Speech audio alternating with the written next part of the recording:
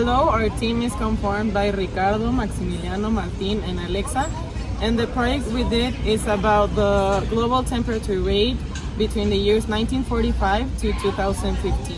What we did is that we researched about the temperatures in intervals of 5 years. In the elaboration process of this project, we had to deal with the fact of organizing and getting to find information about the global temperature rate in between different periods of time.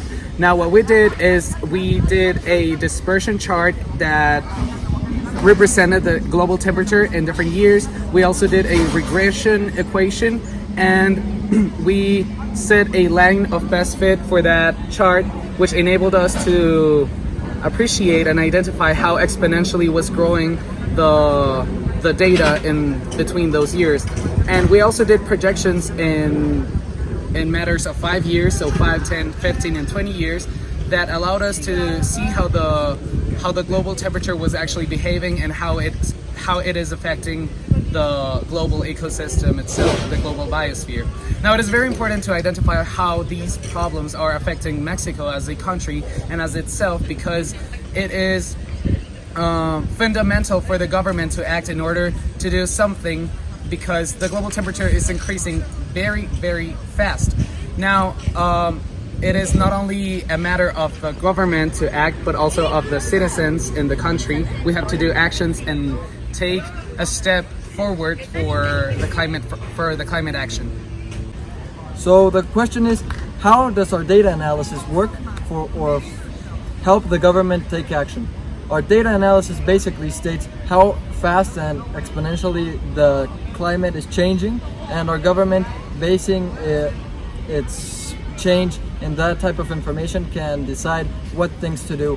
And for example, as Richard mentioned, it's not only on the government to take action, it's also part of the citizens. So 3 things that we can actually do to help the environment not change in such a rapid manner are: we could use alternatives. Instead of using hydrocarbon fueled vehicles, we could take a bicycle to school, or maybe walk to school if you live very close.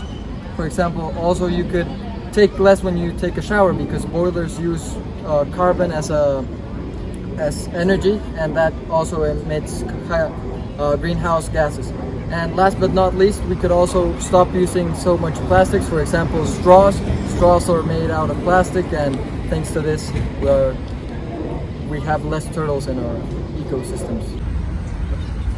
So we as a team, in order to reduce the greenhouse effects, we commit ourselves to use carpool. So 1 week Alex is gonna pick us up from our houses, then next week Martin, and then I'm gonna pick them up. Richard lives here, so we don't have to pick him up, but this way we can reduce the greenhouse effects, and we're gonna use less cars. Thank you. As a general conclusion, our team came up with the idea and the concept of understanding calculus in a more accurate way.